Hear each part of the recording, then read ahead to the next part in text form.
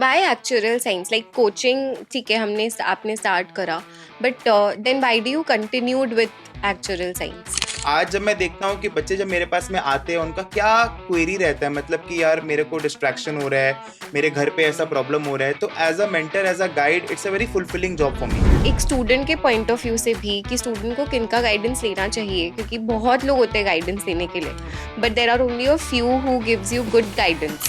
तो गाइडेंस की अगर आप बात करें तो देखिए सबसे पहले अपने माता पिता जो आपके पेरेंट्स है, बिकॉज वो कभी आपका बुरा नहीं चाहेंगे, एंड आपका जो टीचर है। What is actual science according to you? Actual science मेरे हिसाब से एक बहुत अच्छा ब्लेंड है जिसमें आप mathematics, statistics, economics, finance, banking, risk management, stock markets, इन सारे फील्ड्स के बारे में पढ़ते हो। Let's suppose any student who is graduating in 2025, तो उसका पे स्केल का स्ट्रक्चर क्या हो सकता है? पे स्केल जो है वो पहले से बहुत इम्प्रूव हो गया है। अब ये डिपेंड करता है कि बच्चा कितना स्मार्ट है। उन्होंने 11-12 में मैथ्स नहीं पढ़ा है, can they also start and become an actually? So basically ऐसा नहीं कि नॉन मैथ स्टूडेंट नहीं कर सकता है, अगर उसके अंदर सच में चाह है तो definitely I will recommend them कि पहले आप एसेट का एग्जाम दो। अगर आप एसेट का मैथ्स स्टैट्स का एबिलिटी ले सकते हो तो आप एक्चुअल साइंस के लिए फिट हो।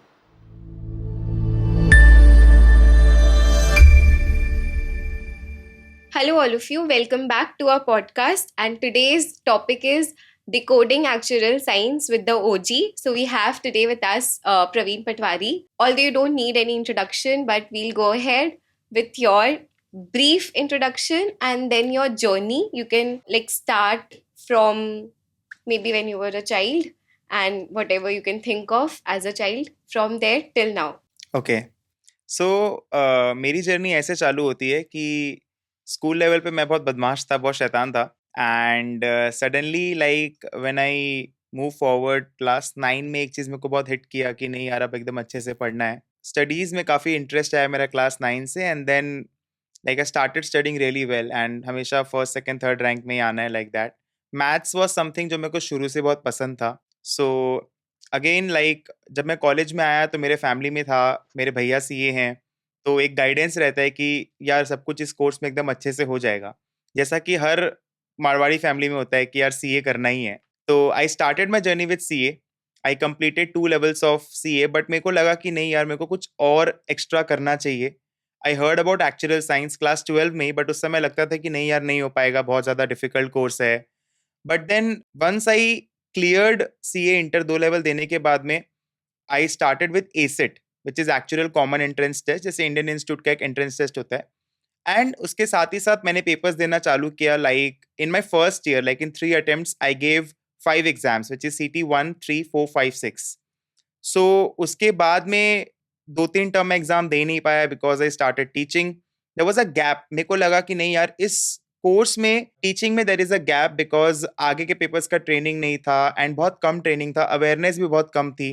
मैं शुरू से ही पढ़ाता था, लाइक क्लास 9 से ही मैं पढ़ाना चालू किया, मैं खाली मैथ्स पढ़ाता था। जब मैं कॉलेज फर्स्ट ईयर में आया तो मैं 11-12 का मैथ्स पढ़ाता था, maths was my strong point. And इस कोर्स में भी क्या है, मैथमेटिकल स्टैटिस्टिकल एबिलिटी बहुत अच्छी है। तो आई स्टार्टेड ट्रेनिंग। एक कॉलेज का फर्स्ट ईयर का स्टूडेंट मेरे पास आया when I was in second year. He told मी कि भैया आप मेरे को पढ़ाएंगे क्या? His name was Abhishek. So I was like ठीक है मैं पढ़ा दूंगा। सो वो मेरे घर आता था, एंड देन मेरे फ्रेंड्स ने मेरे को बहुत सपोर्ट किया उस चीज़ में, एंड मैंने चालू किया पढ़ाना।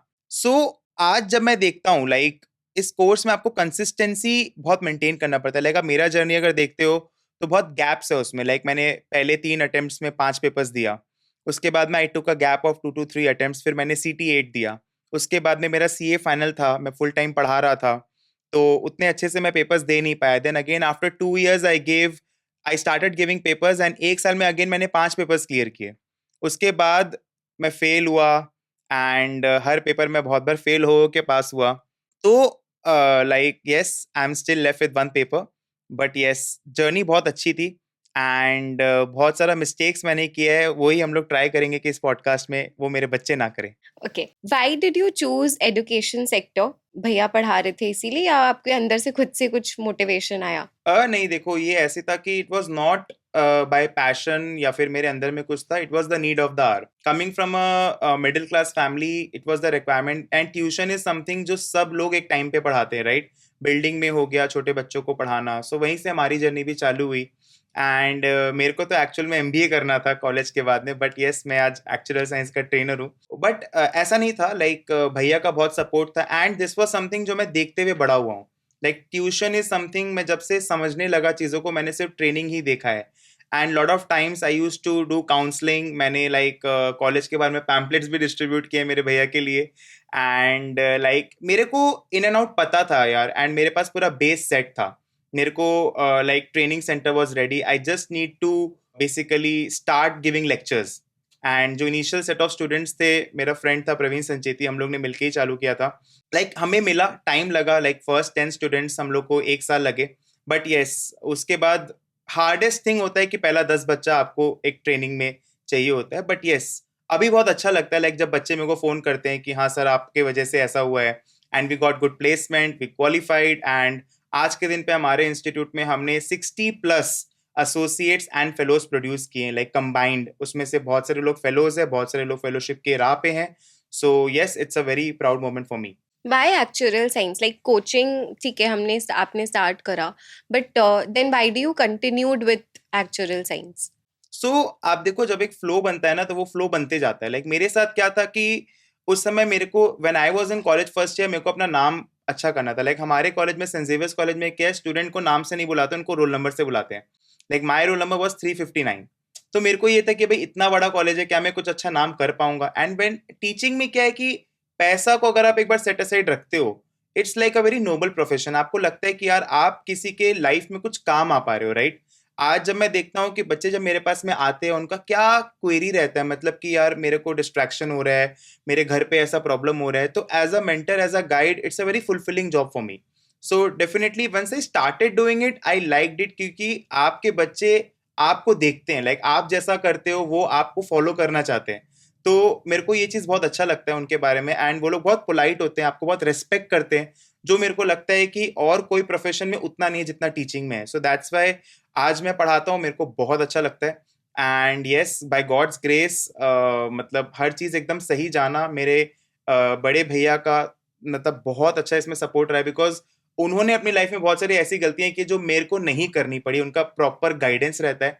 एंड मेरा टीम अच्छा बनते चला गया. लाइक अगर आप इंडियन इंस्टीट्यूट की बात करोगे तो हमारे यहाँ से रैंकर्स निकलते गए.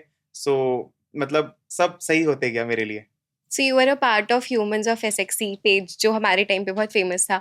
How did you feel when once you saw yourself so on Humans of SXC? उस समय लाइक मेरा फ्रेंड था, like Vedant, he told me that we are going to feature you on this. They were looking for some extraordinary persons जो लोग college के साथ भी कुछ कर रहे हैं. सो मैं गया था and it was very good feeling कि भाई when you do something on a consistent basis, but आपको जब रिकॉग्निशन मिलती है तो बहुत अच्छा लगता है. आज के दिन पे जैसे इंडियन इंस्टीट्यूट एंड आईएफओए क्वालिफायर्स का सेरेमनी करते हैं, हमारे इंस्टीट्यूट में हम लोग जो टॉप स्कोरर्स होते हैं उनको प्रमोट करते हैं, like by giving them some kind words, या फिर कुछ भी हो उनको छोटा सा गिफ्ट देना. जब आप कुछ अच्छा कर रहे हो कंसिस्टेंटली एंड आपको जब वो रिवॉर्ड मिलता है, तो it's a very very very good thing for me.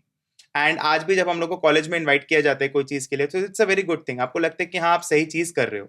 Right. So along your journey, you have mentioned, जैसे your brother played a very important role. In general, what will you say for students कि सबका कैसे guidance बहुत helpful होता है, and आपके life में भी और कौन थे जिन्होंने आपका साथ दिया, एंड एक स्टूडेंट के पॉइंट ऑफ व्यू से भी कि स्टूडेंट को किनका गाइडेंस लेना चाहिए, क्योंकि बहुत लोग होते हैं गाइडेंस देने के लिए, but there are only a few who gives you good guidance when we talk in terms of positive guidance. So किनका लेना चाहिए and how it played a very good role in your life also. Okay, so like my father left me very early when I was 6 or 7. So उसके बाद में like जब मैं बड़ा हुआ तो मेरे को ये था कि मेरे को कुछ अच्छा करना है. देख, एक बच्चे को होश कब आता है, जब वो क्लास 9-10 में जाता है, जब वो क्लास 11 में जाता है. तो गाइडेंस की अगर आप बात करें तो देखिए, सबसे पहले अपने माता पिता जो आपके पेरेंट्स है, बिकॉज वो कभी आपका बुरा नहीं चाहेंगे. एंड आपका जो टीचर है, दो ऐसे लोग हैं, जैसे एक तो माता पिता हो गए और आपका टीचर, वो कभी आपका बुरा नहीं चाहेगा कि भाई मेरा बच्चा मेरे से पढ़ के फेल हो जाए. सो अगर आप एक जन को अपना मेंटर मान के चल रहे हो तो वो बहुत सही है. लाइक एंड जैसा कि अभी आप होस्ट कर रहे podcast, but yes you also supported me a lot. Like 2017 और 18 से यू जॉइन ट्रेनिंग, एंड बहुत सारे लोगों का सपोर्ट रहता है. Like when you have a dream you can not achieve it alone, what I feel. उसमें क्या होता है, आपको बहुत सारे लोगों का सपोर्ट होना पड़ता है. Like my friend Praveen Sancheti, he ranked. So when he ranked CT1 तो उससे हम लोग को बहुत हेल्प हुआ. स्टूडेंट स्टार्टेड लाइक उनको हम पे कॉन्फिडेंस आने लगा कि yes they can do it, right. And उसके बाद में like when I continued on this journey and I picked up the right. आज हमारे फैकल्टी को भी आप देखते हो, I always try to pick the right persons for training the student, those are actually passionate. पैसा आप अगर काम अच्छा करोगे नेक्स्ट सर्टेन टाइम के बाद पैसा will not be a problem. So हमारा जो फैकल्टी बेस आप देखो उसमें भी हमने एकदम राइट एक एक को पिक पॉइंट करके हमने लिया है, जो मेरे से पढ़े हुए, जिनको मैं पर्सनली जानता हूँ, जिनका स्वभाव कैसा है. जो बच्चे अगर एक ही डाउट को 10 बार पूछेंगे तो वो हिचकिचाएंगे नहीं डाउट्स को आंसर करने के लिए. सो उसी तरीके से हमने हमारा फैकल्टी बेस बनाया, उसी तरीके से हमने हमारा स्प्रेड बनाया कि बच्चे को हो सकता है बहुत चीज वो ग्रुप में नहीं पूछना चाहता है, वो इंडिविजुअल लेवल पे पूछना चाहता है, तो वो इंडिविजुअल लेवल पे भी पूछ सकता है. एंड जहां तक मैं बात करूंगा गाइडेंस की, तो देखिए आपको बहुत लोग बहुत सारी बातें बोलेंगे. आप गाइडेंस किससे ले रहे हो वो बहुत मैटर करता है. अगर आप एक अच्छे क्वालिफाइड एक्चुअरी से बात करोगे जो अच्छा MNC कंपनी या फिर एक अच्छे कंपनी में काम करे, वो हमेशा आपको यही बोलेगा कि इस कोर्स से अच्छा कोर्स नहीं है. आप अगर एक अच्छे CA से गाइडेंस लोगे तो आपको बोलेगा हाँ भाई इस कोर्स से अच्छा कोई. लेकिन आप एक ऐसे आदमी से गाइडेंस ले रहे हो जो आज तक खुद ही कुछ नहीं कर पाया, जो जिसने मान लो 1-2 पेपर दिया एंड उसका नहीं हुआ, तो आप अगर उससे गाइडेंस लोगे तो आपको यही बोलेगा बहुत डिफिकल्ट है, मत कर यार, जैसे नहीं हो पाएगा. सो आप किससे गाइडेंस ले रहे हो वो बहुत मैटर करता है. तो मैं तो यही बोलूंगा कि आपके फैमिली मेंबर्स, क्योंकि वो लोग आपका कभी भी बुरा नहीं चाहेंगे. फैमिली मेंबर्स में स्पेशली मैं बोलूंगा जो आपके पेरेंट्स हैं, आपके मम्मी पापा. बहुत बार ऐसा होता है कि आप उनसे कुछ पूछते हो, वो आपको बोलते हैं कि नहीं यार तू ये मत कर. आपको उस समय बहुत गुस्सा लगता है, राइट. तो but ultimately what I feel is कि आपको कुछ टाइम बाद जाके रियलाइज होता है कि जो वो बोल रहे थे वो आपके फ्यूचर के लिए सही है. यस डेफिनेटली एक पेरेंट्स हैं एंड ब्रदर सिस्टर्स है. जैसे मेरा एक फ्रेंड था, मतलब he had a very clear cut dream कि उसको MBA ही करना है, बिकॉज उसके फैमिली में उसको वैसा गाइडेंस था, right. So guidance plays a very important role. अगर आपके भैया हैं, आपकी दीदी हैं, तो दे विल डेफिनेटली गाइड कि भाई मेरा कोई छोटा भाई है तो मैं उसको डेफिनेटली, छोटी बहन है तो मैं उसको एकदम सही गाइड करूँ. अपार्ट फ्रॉम दैट आप जिस भी ट्रेनर के पास में जा रहे हो, आपको उसको एक कृष्ण भगवान की तरह मान के उसको आपको समझना होगा. डेफिनेटली आज के दिन पे आइडेंटिफाई करना बहुत डिफिकल्ट है कि कौन सही है कौन गलत है, बट आपने अगर अपना मेंटर चुना है, अगर आपने सही मेंटर चुना है, तो आपको उस मेंटर को ही मान के चलना चाहिए. This is what I feel. Okay, so now coming back to our main topic, which is decoding actuarial science. What is actuarial science according to you? So actual science एक जर्नी है, ये कोई एक डेस्टिनेशन नहीं है. Like लोग ऐसा बोलते हैं कि वो फेलो बन जाएंगे, उन्होंने जीवन में सब कुछ पा लिया. ऐसा नहीं है. लाइक हमने बहुत सारे लोगों से इंटरेक्ट किया कि भाई फेलो बनने के बाद क्या चेंज हुआ. एज सच कुछ चेंज नहीं होता है, जस्ट दैट कि आपको नेक्स्ट साइकिल में एग्जाम्स नहीं देने. एक्चुअल साइंस मेरे हिसाब से एक बहुत अच्छा ब्लेंड है, जिसमें आप mathematics, statistics, economics, finance, banking, risk management, stock markets, इन सारे फील्ड्स के बारे में पढ़ते हो. कोर्स बहुत डाइवर्स है एंड कोर्स को छोटे छोटे पार्ट्स में डिवाइड किया है. ऐसा नहीं है कि भाई आपको एक बार में 4 एग्जाम्स ही देने हैं. और इस कोर्स को ऐसा भी नहीं डिजाइन किया गया कि भाई आपको एक दिन में 14-14 घंटे पढ़ने हैं. आपको एक दिन में डिसेंट अमाउंट ऑफ स्टडी करनी है, जो कि है 2 से 3 घंटे. अगर आप बहुत ज्यादा अपने ऊपर प्रेशर लेते हो कि भाई आपको 2 बड़ा पेपर देना है, फिर आपको एक बड़ा और एक छोटा पेपर देना है, तो आपको हो सकता है 4 से 5 घंटा पढ़ना पड़े.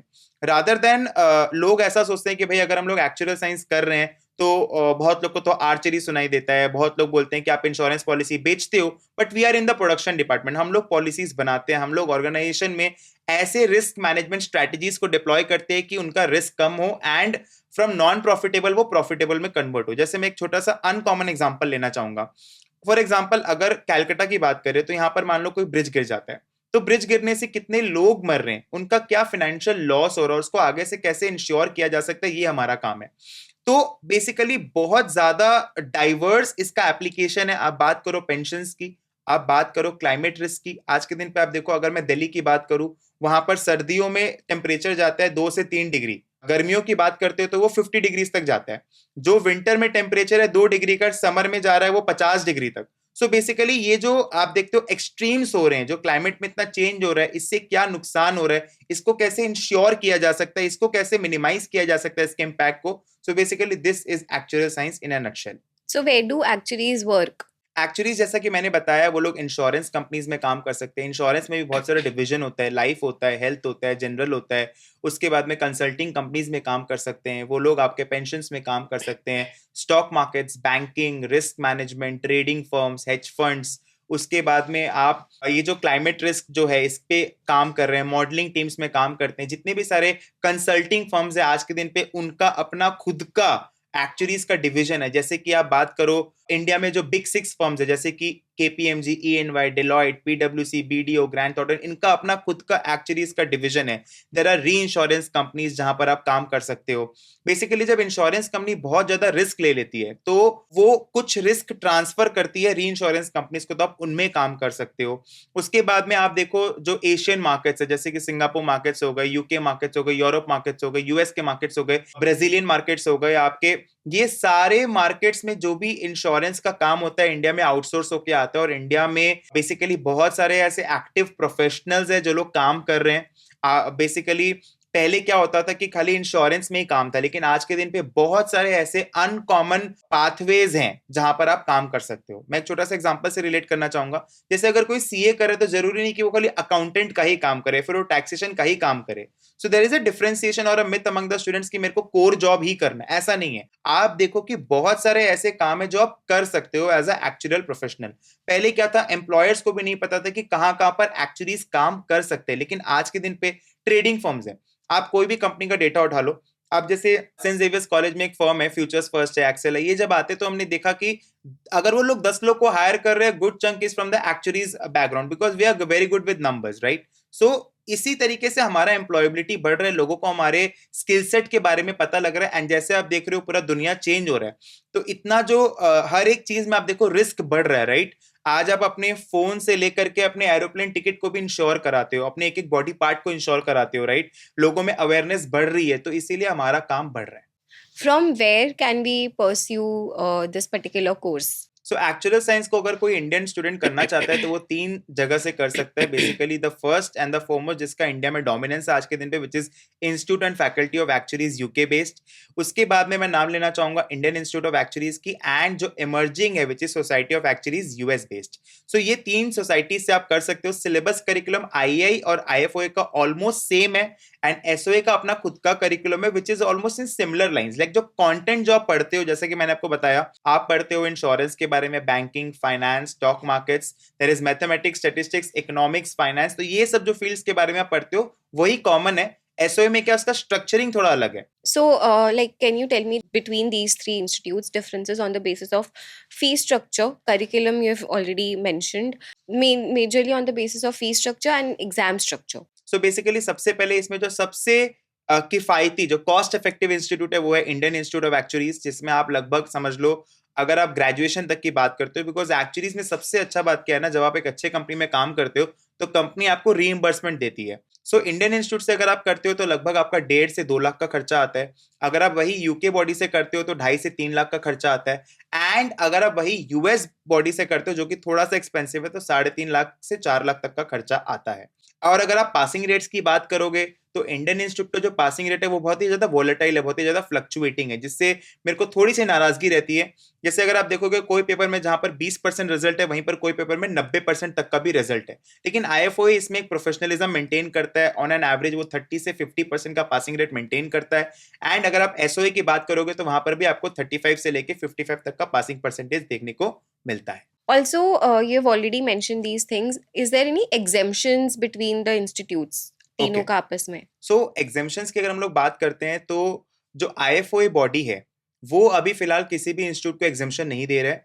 आईआई और एसओए के बीच में स्ट्रॉन्ग टाइप्स हो रहे हैं, तो दोनों इंस्टीट्यूट एक दूसरे को एग्जेम्पशन देते हैं। आईआई अभी आईएफओए का एग्जेम्पशन दे रहा है, बट आईएफओए आईआई का एग्जेम्पशन नहीं दे रहा है। एक स्टूडेंट कैसे सिलेक्ट करेगा कि कौन से इंस्टीट्यूट से अपेयर करना है? देखिए इसमें 2-3 फैक्टर्स है जो मैं बोलना चाहूंगा। सबसे पहला जो फैक्टर है वो ये है कि आपको देखना पड़ेगा कि आपका बजट कितना है। अगर आपको कॉस्ट इफेक्टिव इंस्टीट्यूट चाहिए तो मैं आपको बोलूंगा आप आईआई के साथ में जाओ। उसके संग उसके अपने चैलेंजेस आते हैं, क्योंकि अगर मैं तीनों इंस्टीट्यूट्स की बात करूं तो सबसे ज्यादा जो महंगा इंस्टीट्यूट है वो है एसओए का body, but that's very nice क्योंकि उसके जो एग्जाम्स होते हैं वो प्रोमेट्रिक लोकेशंस पे होता है, आपको घर से एग्जाम नहीं देना है। जबकि आईआई और आईएफओए का जो एग्जाम्स होता है वो प्रोमेट्रिक होता है, वो घर से होता है। आपको ये देखना है कि आपको ऑफलाइन एग्जाम देना है जैसे कि एसओए में होता है, कि आपको होम बेस्ड प्रॉक्टरिंग चाहिए जैसे कि आईआई आईएफओए में होता है। उसके बाद में जो नेक्स्ट पॉइंट ऑफ डिफरेंशिएशन रहेगा वो है पासिंग रेट का। उसके बाद में पासिंग रेट की अगर मैं बात करूं तो आईआई का बहुत फ्लक्चुएटिंग है। जैसे रिसेंट की अगर मैं बात करूं तो CM1 का जो रिजल्ट था उसमें आपका 19% के आसपास का रिजल्ट हुआ था। 19। लेकिन अगर आप CM2 की बात करते हो तो वहां पर 90% वाज द पासिंग रेट।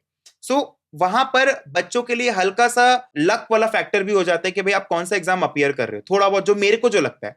अगर आप एक डिसेंट पास परसेंटेजेस मेंटेन करते हो कि नहीं भाई मेरे को 30 से लेके 50 के बीच में ही रखना है, so that is somewhere students set the mind कि भाई मेरे को पता है कि 10 में 3 बच्चे पास हो रहे हैं, फिर 10 में 4 बच्चे पास हो रहे हैं, जैसा कि आईएफओए और एसओए में होता है। लेकिन आईआई ने बहुत सारे पॉजिटिव डेवलपमेंट्स किए, जैसे उनका पहला 6 एग्जाम अभी साल में 4 बार होने वाला है, फरवरी, मई, अगस्त एंड नवंबर, और उनका पहला 6 एग्जाम्स पूरा ऑब्जेक्टिव बेस्ड असेसमेंट हो गया, which is the best way to conduct examination as per my recommendation. वहीं अगर आप आईएफओए की बात करते हो तो वो लोग अभी भी एमएस वर्ड पे ले रहे हैं, जहां एक्चुअल में बच्चों को प्रॉब्लम फेस होता है कि भाई मैथमेटिक्स जैसा जो चीज है उसको मैं एमएस वर्ड पे अगर करता हूं तो मेरे को थोड़ा दिक्कत होता है। एसओए की अगर आप बात करते हैं, अगेन एसओए इज द मेरे हिसाब से सबसे अच्छा, अगर तीनों में आप करिकुलम देखोगे तो वो एसओए का है, क्योंकि जो इनिशियल एग्जाम्स है आप देखो उसमें 6 बार एग्जाम्स होता है। जो पहला 2 एग्जाम्स है एसओए का, पी है और एफएम है, उसमें क्या है आपका साल में 6 बार एग्जाम होता है और बच्चे को इंस्टेंट रिजल्ट मिलता है कि आप जैसे ही एग्जाम दे रहे हो आपको तुरंत रिजल्ट मिलता है। उसके बाद के जो कुछ कुछ एग्जाम्स है वो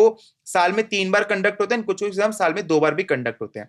लेकिन इंडियन इंस्टीट्यूट की बात करो, उन्होंने भी अपना रिजल्ट को बहुत एफिशिएंट बनाया है, एंड अभी इंडियन इंस्टीट्यूट भी 40 डेज में अपना रिजल्ट निकाल रहा है जो पहले 6 सब्जेक्ट्स है। एंड बाकी जो इंडियन इंस्टीट्यूट के एग्जाम्स है वो अभी होम बेस्ड हो रहे हैं, एंड उनमें भी आपको एमएस वर्ड करना होता है, बट उनमें उतना मैथमेटिक्स नहीं रहता, तो बच्चे को उतना प्रॉब्लम नहीं होता है। सो अगर तीनों इंस्टीट्यूट्स की आप बात करो तो रिसेंट में जितना भी आईआई ने जो अपडेट्स किया है, my preference will be towards Indian institute, क्योंकि वो पहला बात तो कॉस्ट इफेक्टिव है, एंड साल में 4 बार एग्जाम ले रहे हैं। एक बच्चे को दिक्कत कहां आती है, पहला 6 एग्जाम्स में, जब तक वो CM, CS and CB levels clear नहीं कर लेते हैं, तो जो पहला 6 एग्जाम्स है उसमें आप देखो साल में 4 बार एग्जाम हो रहा है, वो लोग 40 डेज में रिजल्ट निकाल रहे हैं, which is a very very very positive point. Home based हो रहा है ठीक है, but it is proctored, so credibility की बात उतनी नहीं आएगी। अगर पहले की बात करें, कोविड टाइम्स की बात करें, जब एग्जाम ओपन बुक होते थे आईएफओ में, तब प्रॉब्लम हो सकता था क्रेडिबिलिटी का, लेकिन आज के दिन पे दोनों ही इंस्टीट्यूट्स ने प्रॉक्टरिंग किया है, प्रॉपर आईडी कार्ड चाहिए होता है, एंड दोनों इंस्टीट्यूट में क्रेडिबिलिटी की अब कोई दिक्कत नहीं है।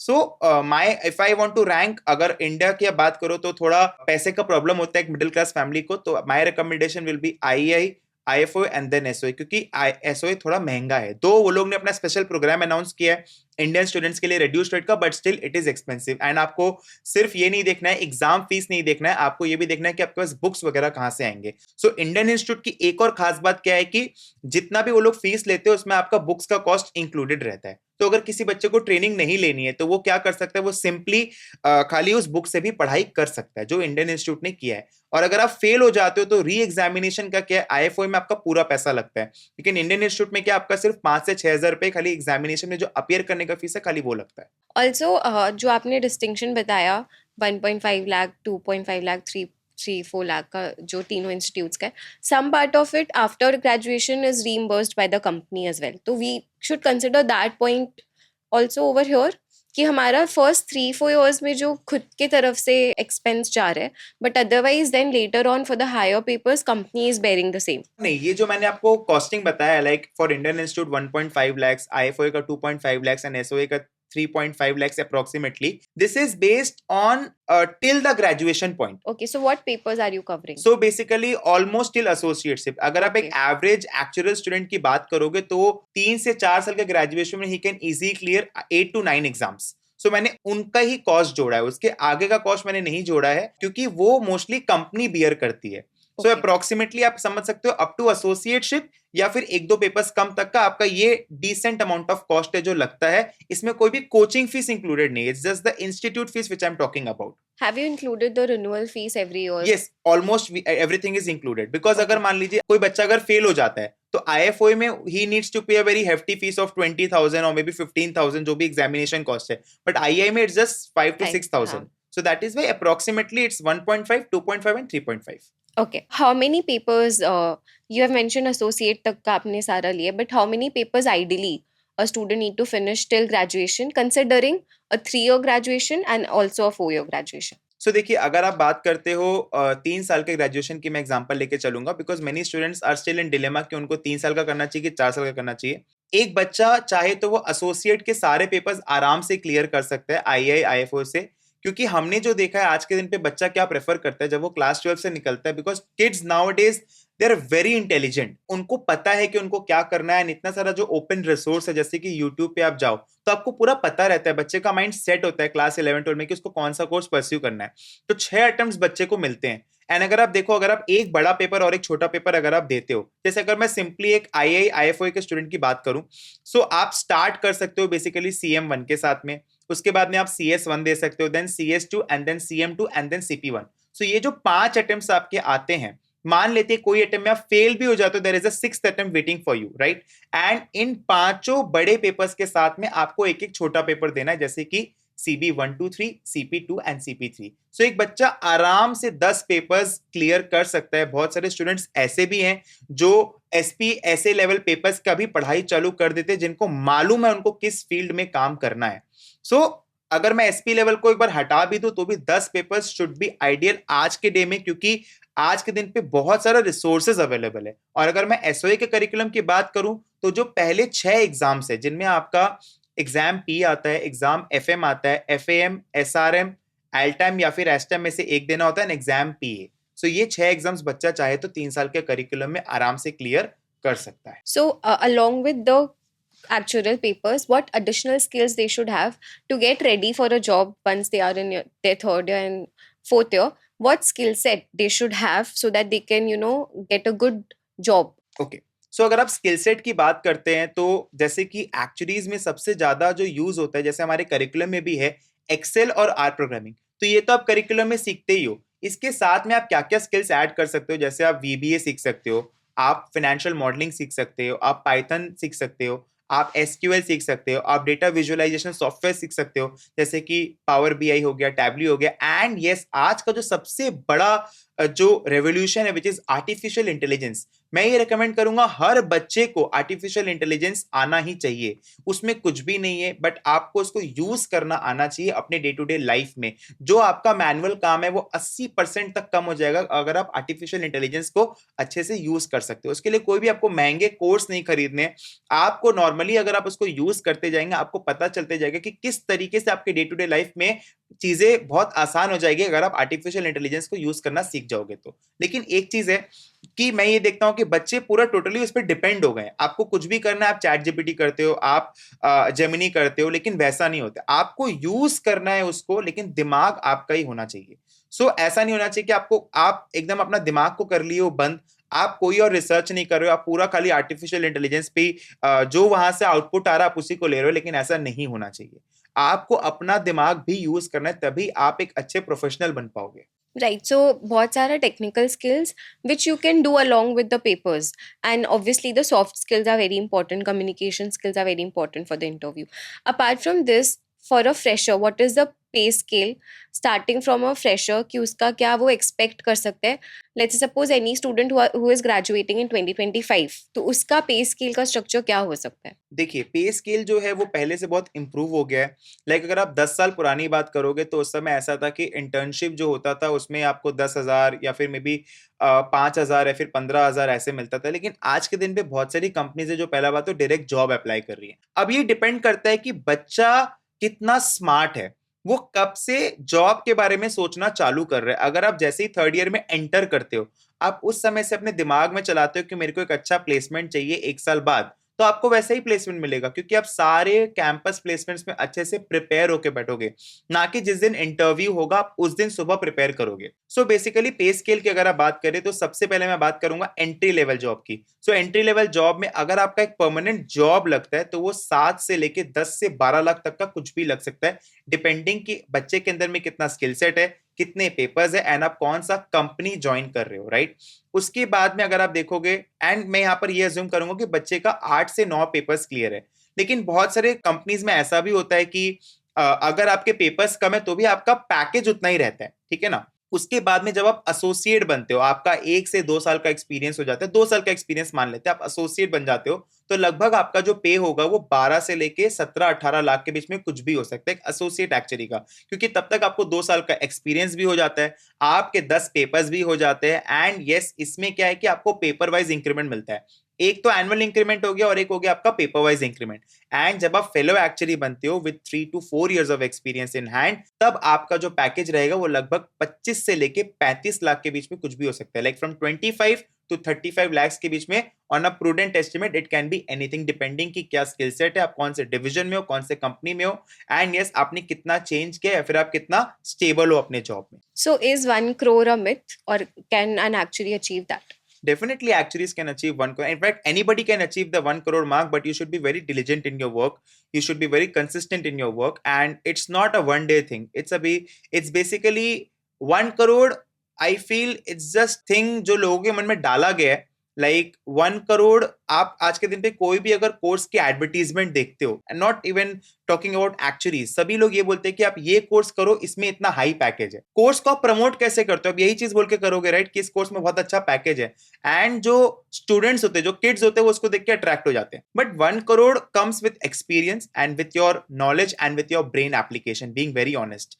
सो आज आप देखो एक ग्रेजुएट है वो भी 2-3 करोड़ कमा रहा है, और एक मे बी क्वालिफाइड प्रोफेशनल है विद 3-4 डिग्रीज, वो भी उतना नहीं कमा पा रहा है. इट्स ऑल बेसिकली कि आपके अंदर क्या स्किल सेट है, हाउ अपडेटेड यू आर.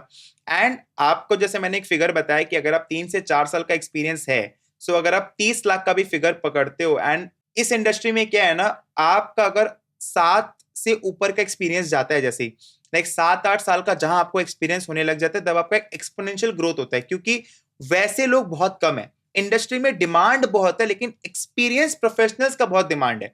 तो जिसका 7-8-10 साल का एक्सपीरियंस है, they really get good amount of money.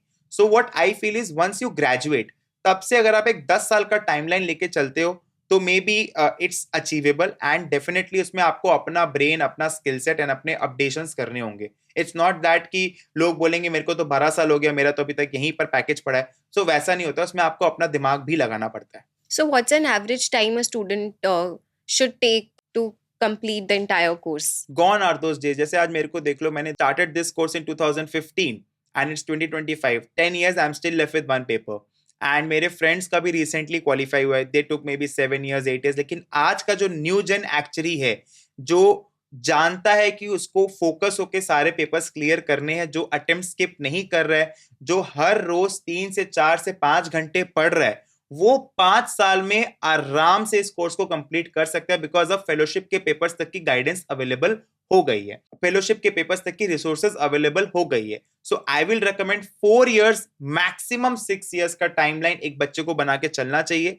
4 years ठीक है, आपके अंदर चाह है, इच्छा है, बर्निंग डिजायर है, आप करिए. 5 years is the most apt time to complete all the papers of fellowship. You have already mentioned the orders of paper. According to IFA की अगर हम मानते हैं year में 2 term है, according to IAI let's suppose अभी 4 terms है, तो एक बार quickly tell us what should be the order of exams and what are the easy papers exactly and what are the difficult papers exactly. So अगर आप देखते हो in total IAI IFO से आप करते हो, क्योंकि इंडिया का आज के दिन पे 90% क्राउड वहीं से करते हैं, तो हम लोग वहीं की बात करेंगे. एंड आप देखो उसमें 13 एग्जाम्स हैं. सो 13 एग्जाम्स को आप अगर ब्रेक करोगे, उसमें 5 इजी एग्जाम्स हैं, 8 स्टैंडर्ड एग्जाम्स हैं. सो ऑर्डर में क्या है ना, आपको हमेशा एक बड़ा पेपर, उसके साथ एक छोटा पेपर क्लब करना चाहिए. बहुत सारे लोग बहुत जल्दी करने के चक्कर में वो लोग 2-3 पेपर्स को मिक्सअप कर लेते हैं. मैं कभी भी किसी को 2 पेपर देने से ज्यादा रेकमेंड नहीं करूंगा.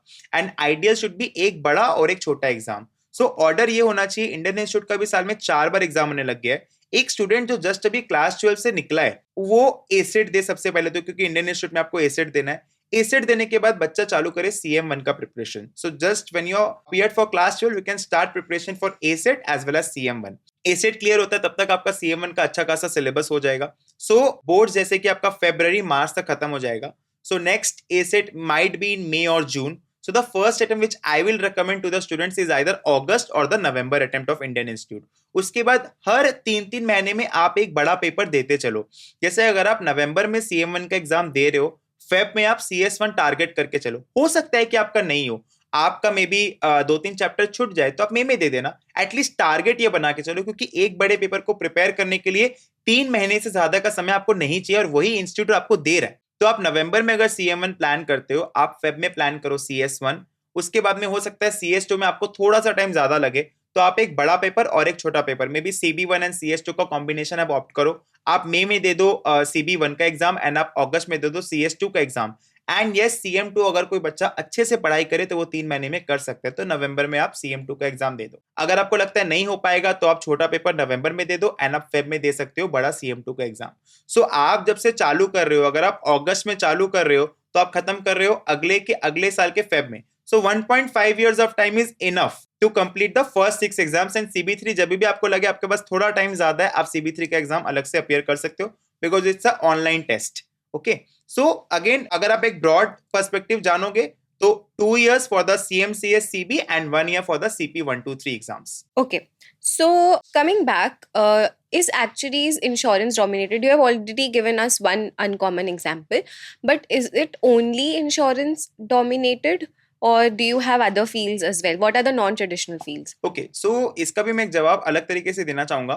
जैसे आप अगर इनके बुक्स देखते हो ना, अगर आप एक्टेड के बुक्स देखते हो, आप IFOA के बुक्स देखते हो, आप II के बुक्स देखते हो, उसको पढ़ के आपको ऐसा ही लगेगा कि इंश्योरेंस डोमिनेशन है, पेंशन डोमिनेशन है, बिकॉज ये बुक्स बहुत पहले के बनाए हुए हैं, अभी उनमें अपडेशन जरूर हो रहा है. बट अगर आप करिकुलम देखते हो बहुत चीज सीखते हो, आप सीखते बहुत चीज हो, बट आप एक इंश्योरेंस पर्सपेक्टिव से सीखते हो, तभी बच्चों को ऐसा लगता है कि यार खाली इंश्योरेंस में ही हमारा स्कोप है, बट ऐसा नहीं है.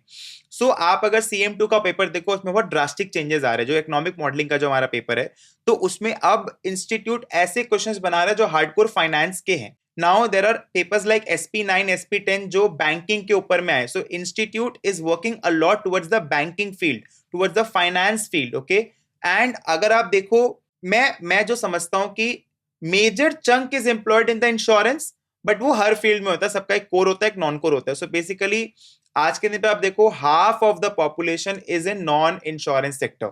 जो लोग बेसिकली इमर्जिंग फील्ड्स में काम कर रहे हैं, जैसे कि maybe something related to tech, maybe something related to climate, maybe in the finance, in the banking, और in some consulting companies they are solving problems related to risk management and data science field as well.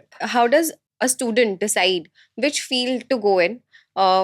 Banking, insurance, and then again in insurance, life insurance, general insurance, एक student कैसे decide करेगा? Okay, so student को सबसे पहले जब वो curriculum पूरा पढ़ता है, if he has completed papers till associateship, so एक तो उसको brief idea लग जाता है उसका इंटरेस्ट कहाँ लाई कर. अगर फिर भी नहीं समझ में आता है तो हमने हमारे चैनल में बहुत सारे इंटरव्यूज डाले हैं, तो आप बात करो लोगों से, आप देखो YouTube का जो रिसोर्स है, आप देखो उसमें हमने डाला है एक लाइफ इंश्योरेंस का काम कैसा लगता है, जनरल इंश्योरेंस का काम कैसा लगता है, पेंशन्स का काम कैसा लगता है, बैंकिंग का काम कैसा लगता है, तो वहां से आपको बहुत आइडिया मिलेगा. एंड देखो कभी ना कभी आप लोगों से बात कर सकते हो, एंड आपको एक बार तो हल्का रिस्क लेना होगा. एंड जब मैं ग्रेजुएट हुआ, जो मेरे को जो लगता है इसमें सिनेरियो ऐसा है कि आप जब ग्रेजुएट होते हो, मे बी आपके पास कितने भी पेपर्स हो उससे फर्क नहीं पड़ता है, आप जब ग्रेजुएट होते हो तो ऐसा जरूरी नहीं कि 6 फील्ड्स के जो एम्प्लॉयर्स है वो आपके पास में आएंगे, भाई ये लो जॉब. तो आपके पास में 6 ऑप्शंस नहीं रहेगा. उस समय क्या है कि आपको क्या मिलता है उसमें से आप चॉइस कर सकते हो.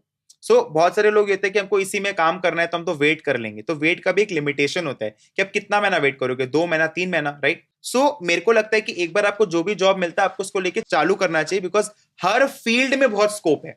ऐसा नहीं, लोगों के मन में ऐसा बायस है कि पेंशन्स में तो यार अब तो दम नहीं, ऐसा नहीं है. आप कैसे लोग से एडवाइस लेते हो वो बहुत मैटर करता है, ठीक है ना. सो हर फील्ड में बहुत स्कोप है. आप अगर देखोगे जो पेंशन एक्चुअरी है वो चाहे तो अपना काम चालू कर सकता है, बट एक जो लाइफ इंश्योरेंस का जो एक्चुअरी है वो अपना इंश्योरेंस कंपनी नहीं चालू कर सकता है. सो उस पे से आप देखो बहुत स्कोप है आपके पास में. Definitely you can work as a consultant, you can give advice to big companies जो लाइफ इंश्योरेंस में है, बट पेंशन्स का आदमी काम चालू करे उसके लिए थोड़ा इजी होगा कंपेयर टू लाइफ या फिर जनरल का आदमी काम चालू करे. सो उस वे से भी आपको देखना होता है स्कोप आप कैसे देखते हो. सो ऐसा नहीं है भाई कि इसमें ज्यादा स्कोप है उसमें कम स्कोप है, सब में समान स्कोप है. एंड आपको जो मिले एक बार आपको जॉब चालू करना चाहिए. अगर आपको लगता है 2-3 महीना काम करके मैं नहीं कर सकता या फिर नहीं कर सकती, तो आप अपना शिफ्ट के बारे में सोचो. बिकॉज आज के दिन पे मेरे को ये नहीं लगता है कि जॉब्स की कमी है, जॉब्स बहुत है. एंड हमारा जो इन हाउस प्लेसमेंट टीम है which is MK recruitments, like every student gets a job opportunity. ऐसा नहीं है कि किसी को जॉब नहीं मिल रहा है. If you don't have decent amount of skill set, maybe आपका कम्युनिकेशन अच्छा नहीं है, आपके पास में टेक्निकल स्किल्स नहीं है, आपने पेपर्स में भी रट्टा मार के पढ़ा है, आपको उतना नॉलेज नहीं, तब बात अलग है, आपके पेपर्स कम है. But apart from that, if you are a decent student with good amount of papers, good communication skills and good technical skills, job कोई बड़ी चीज नहीं है. You have mentioned about banking field, very emerging in actuaries. So you have also done CA along with actuaries. Your case was slightly different because you started CA first. But if let's say suppose a student who wants to start right now, तो CA, FRM, CFA इन सब का actuaries के साथ करना कोई भी particular course का, what is the value addition and if there is any advantages for the same? एक एक करके आते हैं. सबसे पहले मैं बात करूंगा सीए एंड एक्चुअरीज के कॉम्बिनेशन की, वेरी स्ट्रॉन्ग कॉम्बिनेशन। एक्चुअरीज की अगर आप बात करोगे तो इंडियन इंस्टीट्यूट अभी 5 पेपर्स एग्जामिशन दे रहा है अगर कोई सीए क्वालिफाइड है, एंड अगर उसका एक डिप्लोमा कोर्स होता है इंश्योरेंस एंड रिस्क मैनेजमेंट का जो सीए इंस्टीट्यूट कंडक्ट करता है, तो 5 पेपर तो आपके ऐसे ही एग्जाम हो जाएंगे। एंड आप वर्किंग आप धीरे धीरे करके एक एक पेपर दो तो आप 3 साल में एक्चुअरीज का भी जर्नी दूर नहीं है। So definitely a very strong combination. IFRS 17 is there, बहुत सारे ऐसे बेसिकली मर्जिंग एरियाज है जहां पर सीए का भी नॉलेज लगता है और एक्चुअरीज का भी नॉलेज लगता है। तो आप सीए प्लस एक्चुअरीज अगर करना चाहते हो तो करो, बट ये चीज है कि आपको मेहनत बहुत करनी होगी। अगर आप एक के बाद दूसरा करना चाहते हो तो कोई दिक्कत नहीं है, लेकिन अगर आप ये सोचते हो कि मैं दोनों को साथ में करूंगा तो सोशल लाइफ में आपको बहुत सैक्रिफाइस करना होगा, जैसा कि मैंने किया है। अपार्ट फ्रॉम दैट अगर आप देखो स्कोप वाइज तो CA actuaries is one of the strongest combinations, क्योंकि एक तो आपको अकाउंटिंग, टैक्सेशन, कॉस्टिंग, फाइनेंस ये सब का नॉलेज देता है, एंड एक आपको mathematics, statistics, economics, risk management, insurance ये सब का नॉलेज देता है। अगर हम लोग बात करते हैं सीएफए की, तो सीएफए इज ऑल्सो बहुत सारे स्टूडेंट्स करते हैं। सीएफए बेसिकली आपका पूरा स्टॉक मार्केट्स के ऊपर में, wealth creation, portfolio management, equity, mutual fund, hedge fund, इसके ऊपर में। सो अगर आपको ये है कि मेरे को बहुत डिग इन करना है फाइनेंस में, मेरे को स्टॉक मार्केट के अंदर घुसना है, मेरे को इन्वेस्टमेंट एक्चुअली बनना है, तो फिर आप इन्वेस्टमेंट एक्चुअली के साथ में सीएफए कर सकते हो, बिकॉज आपको एग्जाम्पशंस मिलते हैं। सीएफए इंस्टीट्यूट बेसिकली आपको 3 पेपर्स एग्जाम करता है अगर आप एक क्वालिफाइड सीएफए हैं तो। IFOAC एग्जाम्पशंस हैं, अगर आप क्वालिफाइड सीएफए हैं तो आपको एक तो CB1 एग्जाम्प्ट होता है, आपको एक CB2 एग्जाम्प्ट होता है, और आपको एक SP लेवल का पेपर एग्जाम्प्ट होता है। सो 3 पेपर्स आपके एग्जाम्प्ट हो जाता है अगर आप एक क्वालिफाइड सीएफए।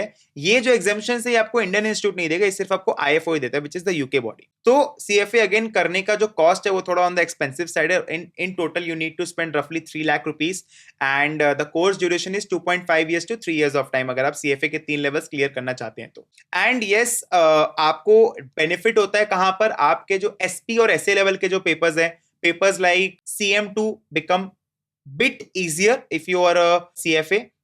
अगर मैं बात करूं सबसे ज्यादा इन ट्रेंड, इन लाइन, सबसे ज्यादा सिनर्जी जिस कोर्स में मिलती है वो है FRM, which is financial risk management. क्योंकि FRM का जो कोर्स है, पहला बात तो it's the best short term banking course, and उसमें जितने रिस्क मैनेजमेंट के कॉन्सेप्ट्स है एक्चुअली से बहुत ज्यादा सिनर्जी रखती है। एंड इस कोर्स को करने के लिए सिर्फ 2 लेवल्स हैं, पूरा MCQ फॉर्मेट में एग्जाम होता है, एंड ये कोर्स को आप 1 साल के अंदर कर सकते हो।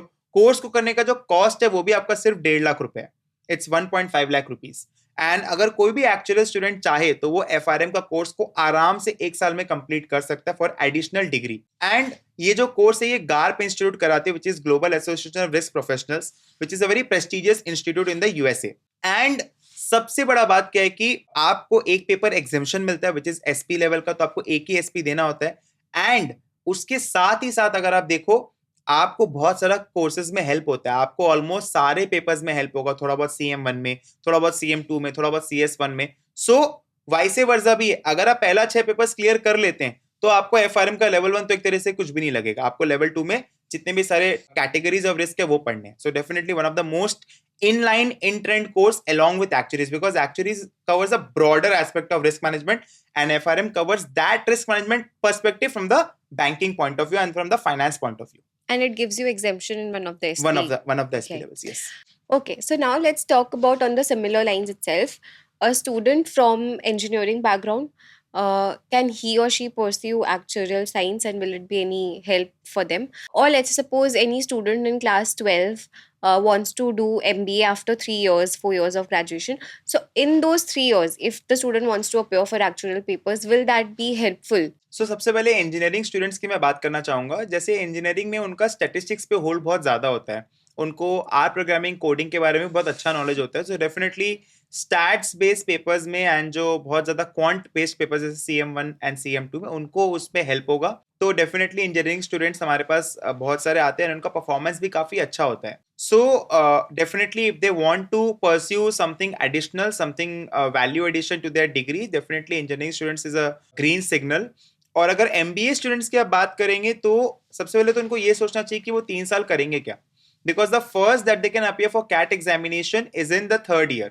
So definitely they have a clear cut 2.5 years of time जिनमें वो एक्चुअरीज के बहुत सारे पेपर्स लाइक एसोसिएट तक के पेपर्स वो क्लियर कर सकते हैं, ताकि उनको एक वैल्यू एडिशन मिले जब वो अपना CV बनाते हैं। लाइक उसमें उनको अगर एक एक्चुअरीज का उनका ये रहेगा कि उनका अराउंड 8 पेपर्स या फिर 10 पेपर्स अगर एक्चुअल साइंस का क्लियर है, सो डेफिनेटली उनको एक एज मिलता है. Apart from that CAT examination में अगर आप देखो क्वांट्स का बहुत इंपॉर्टेंस है. तो अगर कोई एक्चुअरीज का स्टूडेंट है तो वो अगर कैट का एग्जाम लिखता है, डेफिनेटली उनको बहुत हेल्प होता है.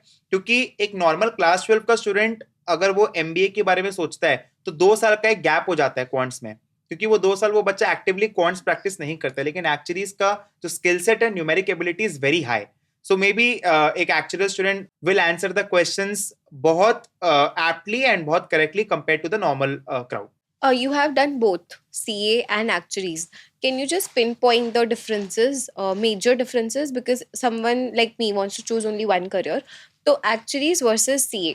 सो एक्चुअलीज में क्या है, एक तो आपको ग्रुप सिस्टम नहीं है, आपको एक पेपर देना है, आपको 2 पेपर देना है, अपने कन्वीनियंस के हिसाब से आप दे सकते हो. सीए में क्या है, ग्रुप सिस्टम है. पहले में 4 पेपर्स है, इंटर में 6 पेपर्स है, फाइनल में 6 पेपर्स है with some self paced modules. And अगर आप बात करोगे कॉस्टिंग की, तो actuaries on a bit expensive side compare to CA. Timeline की अगर आप बात करोगे तो सीए 3.5 से 4 साल, एक्चुअलीज भी 4 से 5 साल लगता है.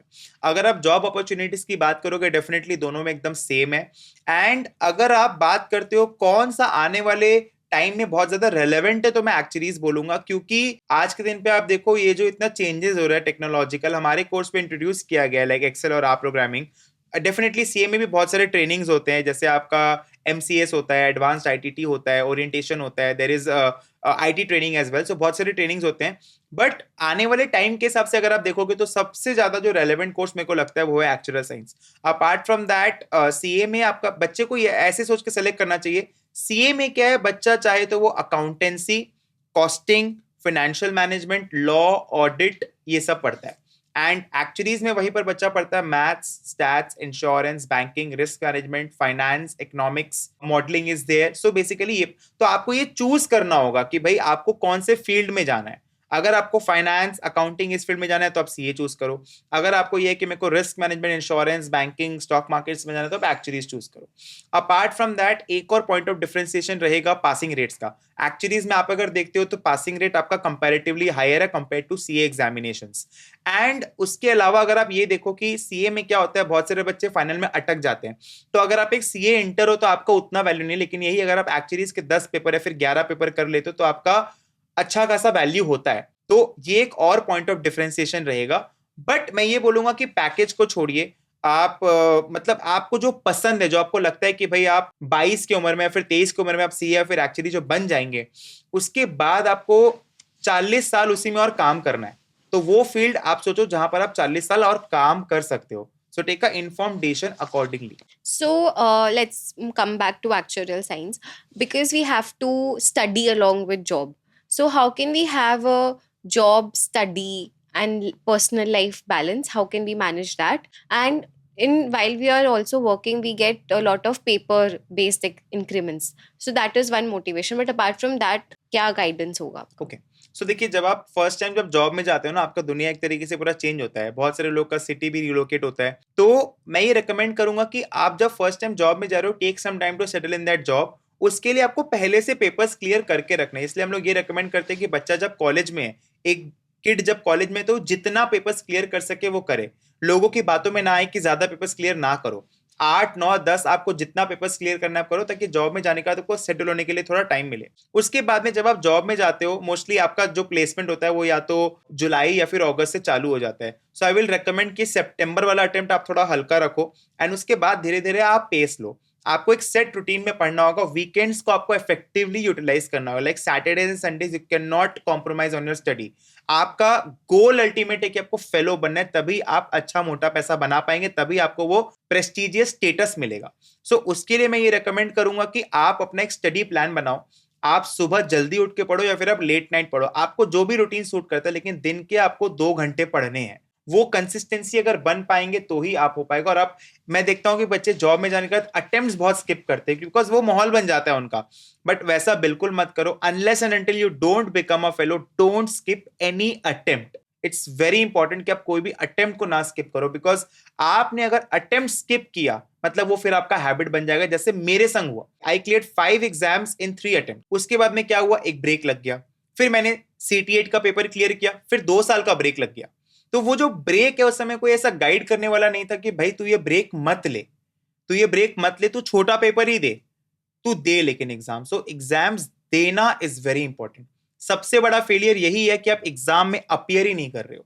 सो वर्किंग प्रोफेशनल से मेरी यही रिक्वेस्ट है कि आप लोग प्लीज एग्जाम स्किप मत कीजिए। वीकेंड्स में आपको बाहर जाना है आप जाइए, आप संडे शाम यूटिलाइज करो, आप सैटरडे शाम यूटिलाइज करो, बट बाकी टाइम आपको पढ़ना पड़ेगा। अगर आप एक बेसिक देखते हो, मंडे टू फ्राइडे अगर कोई 1.5 घंटे भी पढ़ता है तो 7.5 घंटे 7.5 आवर्स यहाँ निकलते हैं। वीकेंड्स में आप ट्राई करो कि 8 से 10 घंटे का आउटपुट निकालने का। सो अगर आप एक वीक में 15 आवर्स ऑफ स्टडी का भी प्लान बनाते हो तो महीने में 60 आवर्स होते हैं, एंड अगर आप 4 महीना भी पढ़ते हो तो 250 आवर्स रफली होते हैं, which is enough to clear the exam. Right. So, you've talked about your journey. Let's also talk about your institute's journey. So, Actuators Educational Institute has brought a good transformation, I can say, in actuarial industry. It has kind of created a revolution. So, what you have produced a lot of all India rankers, you've produced a lot of fellows, associates. What advice or what guidance do you give to your students? You have already mentioned a lot. What guidance you give to your students जिनका AIR 1 आता है? क्या difference आपको दिखता है उन students में? क्या सब ला सकते हैं? As an average student can I get all India rank 1? What advice would you give? सबका आ सकता है, ऐसा कुछ भी नहीं है। देखिए इसमें क्या है कि लोग ये बोलते हैं कि मेरे अंदर उतना इंटेलेक्ट नहीं है, मैं नहीं कर पाऊंगा। ऐसा नहीं है। पहला बात तो कभी भी ऑल इंडिया रैंक 1 के लिए मत पढ़ो। It should be a hidden desire, that's fine, but that should not be the ultimate goal कि मेरे को ऑल इंडिया रैंक 1 ही लाना है। बिकॉज वहां पर क्या होता है ना, आप अपने थॉट प्रोसेस को बहुत नैरो डाउन कर लेते हो। आपका पढ़ने का अल्टीमेट गोल ही है कि आपको ऑल इंडिया रैंक 1 लाना है। आप आगे नहीं सोचते हो कि मैं जब बड़े कंपनी में जाऊंगा तो मैं प्रोसेसेस को सॉल्व करूंगा, तो वो सोचना है। इन द मेन प्रोसेस ऐसा भी नहीं है कि भाई आप पढ़ नहीं रहे हो, you should be very consistent. जो मैंने देखा है कि भाई जो बच्चा रैंक ला रहा है और जो नहीं ला रहा है, like I used to closely observe my friend, he has ranked 3 to 4 times. The basic difference was कि वो हर एक सम को पूरा एंड तक सॉल्व करता था, वो रिवाइज करता था और वो कंसिस्टेंटली पढ़ता था। उसके प्रायोरिटीज लाइफ में सेट थे।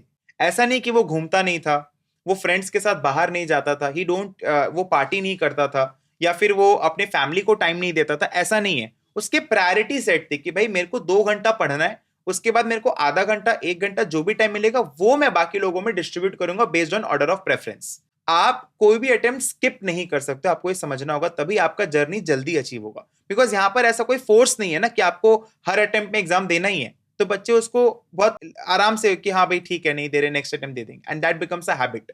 ऑल इंडिया रैंक 1 का जो बच्चा है वो क्लास मिस नहीं करता है, वो डाउट्स पूछता है, वो क्वेश्चनिंग एटीट्यूड रखता है, और वो पूरा रिसोर्सेज को ऑप्टिमली यूटिलाइज करता है। वो एग्जाम के पहले मॉक देता है। दे रेस्पेक्ट द डेडलाइंस कि भाई मेरे को अगर 15 तारीख तक मॉक सबमिट करने बोला गया तो मैं करूंगा, right. They stay in touch with me and my faculty members कि भाई नहीं, I have paid for a service, right, so I should take the best advantage out of it. So उनके मन में हमेशा ये है कि भाई the best that I can take. तो वो एटीट्यूड अगर सब बच्चे के अंदर आ जाए, सो उससे अच्छी फीलिंग कुछ भी नहीं हो सकती। And rank 1 is just, I will say कि भाई वो एक माइंड में रहता है कि रैंक 1, बट ऐसा नहीं है। जिस बच्चे का एक सर्टेन नंबर के ऊपर आ रहा है कि भाई 80 प्लस या फिर 85 plus, so they are all good at a certain level, right. So फिर क्या होता है, आप अपना थॉट प्रोसेस को बहुत नैरो डाउन कर लेते हो कि भाई मेरे को रैंक, तो वैसा नहीं होना चाहिए। It's a by product of your good knowledge. तो आप अगर कंसिस्टेंटली अच्छे से पढ़ रहे हो तो rank definitely it will follow. And what is the average passing percentage from your institute? Also, 3 key strategies or 3 key points what you do different from others, which you feel sets your student apart. So on an average, if you see our passing rates somewhere are 70 to 80% across the papers. So हम differentiate क्या करते हैं बाकी से कि पहला बात तो हमारा करिकुलम जो है वो बहुत एप्ट है। मतलब हम लोग कोई चीज स्पेशलाइज नहीं कराते कि भाई आपको ये पढ़ना है, आपको ये छोड़ना है। सो आप देखो कंटेंट का फुल कवरेज है, और हमारे यहाँ पर ये क्लियरली बोल दिया जाता है कि हमारा जो कंटेंट है वो बल्कि है। मतलब ऐसा नहीं कि आपको एग्जाम पैटर्न देख के पढ़ाया जाता है, इट्स लाइक कि आपको हर चीज समान भाव से पढ़ाई जाती है। बिकॉज द अल्टीमेट गोल, जब आप एक इंटरव्यू में बैठते हो आपको हर चीज का नॉलेज होना चाहिए। सो एक बच्चा जो एग्जाम में बैठ रहा है उसको मालूम है कि मेरा कंटेंट कवरेज बहुत अच्छा है। हमारा जो मॉक टेस्ट है, बेसिकली हम लोग 2 to 3 sets of mock test बनाते हैं as per the latest institute pattern, चाहे वो कोई भी इंस्टीट्यूट से कर रहा हो। एंड हमारे यहाँ पर 1-to-1 मेंटरिंग की फैसिलिटी है। एंड जो अमाउंट ऑफ लाइव क्लास हम लोग प्रोवाइड करते हैं, that's like quite high. Like almost every day or almost every alternate day, the student is having a live interaction with the faculty. Apart from that, if you see the resources that we use, हम लोग बहुत सारे summaries बना के देते हैं, interactive PPTs बना के देते हैं. सो बच्चे के पास में हर एक टाइप का रिसोर्स रहता है. And we have a centralised learning management system as well, जहां बच्चे को हर एक चीज जो उसको चाहिए वो उसको उसके LMS पे मिलती है, right? And our faculties mostly they are fellows, so basically they know, they have done it and they know how to guide the students. So बच्चे को हर एक स्टेप में हर एक छोटी छोटी जो गाइडेंस होती है, the kind of unbiased guidance we provide to the students, that's of utmost importance to us. कि भाई बच्चा जब कोई भी क्वेरी लेके आता है तो ऐसा नहीं कि उसमें हमारा कोई टाइप का बायस होना चाहिए. That's a very unbiased kind of guidance. And हम लोग हमारे स्टूडेंट्स को हमेशा मोटिवेट करते हैं कि आप कर सकते हो. कभी कभी हमको ये लगता है कि नहीं यार, बच्चे के पास में एक हफ्ता या फिर 2 हफ्ता कम है, लेकिन स्टिल वी मोटिवेट. और वो जो 1-to-1 वाला जो टच है कि भाई बच्चे को कभी भी कोई भी क्वेरी है तो पूरा टीम खड़ा रहता है बच्चे के लिए कि नहीं, उसका राइट कि भाई उसको कौन से पेपर के बाद कौन सा पेपर देना है, बच्चे को कहाँ प्रॉब्लम्स आ रहा है. We take a lot of sessions. बच्चे के पास में इंडस्ट्री कनेक्ट रहती है. एंड प्लेसमेंट्स की अगर हम लोग बात करते हैं, हमारा जो वेबसाइट है जहां पर सारा resources right from CV building आप देखो, मॉक इंटरव्यूज हो गए, कंपनी कौन सी है, बच्चे को पूरा इन एंड आउट पता रहता है. It's a whole ecosystem that we have created that has made a difference. Apart from that, बच्चे को हम लोग कभी भी ये रिकमेंड नहीं करते कि आप एक ही पेपर दो. हम लोग हमेशा रिकमेंड करते हैं कि आप एक बड़ा और एक छोटा पेपर दो, ताकि बच्चे का जो टाइमलाइन है वो शॉर्टन हो जाता है. कि बच्चा जहां पहले 7-8 साल में एक्चुअली बनता, अब वो 4 से 5 साल में एक्चुअली कोर्स को कंप्लीट कर सकता है. अपार्ट फ्रॉम दैट, हमारे यहाँ पर आप देखो हायर लेवल पेपर्स के लिए भी काफी अच्छी मेंटरिंग और ट्रेनिंग फैसिलिटी है. तो बच्चे को ऐसा ना लगे कि भाई यहाँ पर तो खाली 3-4 पेपर का ही कोचिंग होता है, उसके आगे मेरे को अपना खुद देखना है. तो बच्चे को मालूम है कि अगर मैं यहाँ जा रहा हूं तो मेरे को पूरा फेलोशिप तक का गाइडेंस यहीं से मिलेगा. So it's basically whole ecosystem that we have created. क्योंकि एक certain point of time, like after COVID, I realised my limitations. क्योंकि जब एक टीचर है एंड स्टूडेंट्स मान लेते हैं 2000 है, तो एक टीचर 2000 बच्चों को नहीं पढ़ा सकता है. So basically that's the kind of decentralised model that we have created कि भाई स्टूडेंट टीचर रेशियो मेंटेन रहे. इसीलिए 50+ फैकल्टीज पढ़ाते हैं 2000 से भी ज्यादा एनरोल्ड स्टूडेंट्स को अलग अलग सब्जेक्ट्स के लिए. Is there any eligibility to enter actual course? Can a non-math student जिन्होंने 11-12 में maths नहीं पढ़ा है, can they also start and become an actuary? Class 12 के बाद बच्चा एक्चुअल साइंस का कोर्स कर सकता है. डेफिनेटली आई विल रिकमेंड कि बच्चे का मैथ्स में स्किल सेट बहुत अच्छा होना चाहिए. 70 या फिर 80+ इज अ डिसेंट स्कोर. कि बच्चे को पता रहे कि भाई अगर मेरा 80 के ऊपर आ रहा है क्लास 12 के मैथ्स में, देन मेरे को एक्चुअल साइंस का कोर्स करना चाहिए. बट अगर कोई नॉन मैथ स्टूडेंट है तो ऐसा नहीं कि वो एक्चुअलीज नहीं कर सकता, बिकॉज एक्चुअलीज को ऐसा बोला जाता है कि इसमें बहुत ज्यादा मैथ्स और स्टैट्स है. लेकिन आउट ऑफ 13 एग्जाम्स अगर आप देखोगे, सिर्फ 4 ही पेपर्स में बहुत ज्यादा मैथमेटिकल स्टेटिस्टिकल नॉलेज अप्लाई होती है, जो कि है CM12 and CS12. CM1 is your banking and insurance, CM2 is your stock market, CS1 is statistics and CS2 is high level statistics and general insurance. So basically ऐसा नहीं कि non math student नहीं कर सकता है. अगर उसके अंदर सच में चाह है तो definitely I will recommend them कि पहले आप एसेट का एग्जाम दो. अगर आप एसेट का मैथ स्टैट्स का एबिलिटी ले सकते हो तो आप एक्चुअल साइंस के लिए फिट हो, तभी तो वो एंट्रेंस टेस्ट माना जाता है, राइट? एंड कोई भी चीज अगर आपको नहीं आती तो मैं ये मानता हूं कि आप उसको 2 से 3 महीने में सीख सकते हो, बिकॉज इसमें बहुत ज्यादा बल्कि ट्रिग्नोमेट्री वगैरह का नॉलेज उतना नहीं है. तो बच्चे को जो सर्टेन स्किल सेट चाहिए होता है क्वांटेबिलिटी में, वो बच्चा चाहे तो 3 महीने में आराम से सीख सकता है. बट डेफिनेटली अगर कोई प्रिलिमिनरी एनालिसिस करता है बच्चे का, इफ समवन हैज गॉट 70+ तो उसको करना चाहिए. बट ऐसा नहीं है कि भाई आपका 70+ आया तो आपको एक्चुअलीज ही करना चाहिए. It's basically based on your choice. And अगर किसी का 70 के नीचे आया तो ऐसा नहीं कि वो नहीं कर सकता, बिकॉज इसमें ऐसा नहीं कि हम लोग आपको बोलेंगे ये इंटीग्रेशन सॉल्व करके दिखाओ. It's basically your real life based, आपके कोर्स के इंटरेस्ट के ऊपर में है. And that is why we suggest the students कि आप पहले CM1 का एग्जाम दो, because that is a good paper to develop the interest in the course. Okay, so if a non-math students come to you, you can give a full-fledged like starting में जो भी preliminary आपने बोला 2-3 months चाहिए student को, तो वो आप प्रोवाइड कर सकते हो वो स्टूडेंट को? बेसिकली वो हमारे YouTube चैनल पे ही है, बिकॉज बेसिकली जो बेसिक्स जो आप देखते हो, basic mathematics, statistics, how to use the calculator and stats में, बेसिकली बेसिक्स में हमने 100 से भी ज्यादा वीडियोस डाल रखे हैं। तो उसके लिए अलग से कोई कोर्स नहीं परचेज करनी है बच्चे को, बिकॉज वो हमारे चैनल पे फ्रीली अवेलेबल है। एंड हमारे चैनल जो है यूट्यूब का, दैट्स बेसिकली मेरा एक ड्रीम है कि अगर कोई भी चीज का आपको नॉलेज चाहिए रिलेटेड टू एक्चुअल साइंस, जो हम लोग आगे और भी सारे कोर्सेस में कर रहे हैं, मतलब हमारे चैनल पे हर टाइप का कंटेंट अवेलेबल हो बच्चे के लिए। तो that is why we are the only one, like आप देखो हमारे चैनल पे more than 1700 videos we have posted over the last 10 years, and still every day we are uploading more and more videos and content related to actuarial science and other financial courses. So उसके लिए बच्चे को कोई course नहीं purchase करनी है अलग से। So this is my last question. It took you 10 years to reach here, or maybe more than that, and then it included a lot of struggles of a lot of people. It was a completely up and down journey. Again up, again down, and again up. So in actuaries also we see a lot of failures. All 13 papers हम लोग एक बार में नहीं निकाल सकते. So just suggest students how to deal with these failures, and if you're failing in a paper, that's not the end. So आपका क्या guidance होगा एक स्टूडेंट को जो फेल होके आपके पास आता है? लाइक सबको तो यही लगता है कि सर को बहुत आता है, एंड सर ऐसे नहीं बने। सर बहुत बार फेल हुए लाइफ में, like I failed in, I will feel shy to say that मैं सीए में फेल हुआ हूँ, एफआरएम में फेल हुआ हूँ, and I failed in very easy exams like CB 1 2 CP 1 2 3 SP, all the papers I have failed. But what I feel is that जब आप fail होते हो ना, तब आपको एक्चुअल में रियलाइज होता है कि आपका क्या वैल्यू है। मतलब इट्स बेसिकली आप जब एक certain, like when I was in my second third year, मैं जो एग्जाम देता था मेरा क्लियर होता था, तो that just boosted my ego कि यार I am ultimate, I am supreme. So जब आप फेल होते हो, you become humble and you start respecting the subject, that नहीं यार, इसको पढ़ने के लिए मेरे को टाइम देना है। Like when you clear exams in all in one go ना, तो आपको लगता है क्या है ये, मैं कर लूंगा। But when you fail, you start respecting the subject कि नहीं यार, इसके लिए मेरे को 200 घंटे देने, मेरे को देने होंगे, मेरे को बैठ के पढ़ना है। अपार्ट फ्रॉम दैट देखो, फेल जब आप होते हो तो आपको एक बार बहुत दुख होता है, but that should not be the end कि नहीं मेरे को अब तो मेरे से नहीं हो पाएगा। बहुत सारे बच्चे बोलते हैं shall I do it, they're in dual thoughts कि भाई मेरे से नहीं हो पाएगा। तो जो चीज चैलेंजिंग है उसी का वैल्यू है, सबका वैल्यू है भी नहीं लाइफ में। एंड फेल तो भाई बहुत कम को मैंने देखा है कि इस कोर्स में या फिर कोई भी अच्छा प्रोफेशनल कोर्स में वो बच्चा फेल बिना हुए सब कुछ किया है, दैट्स समथिंग एक्स्ट्राऑर्डिनरी।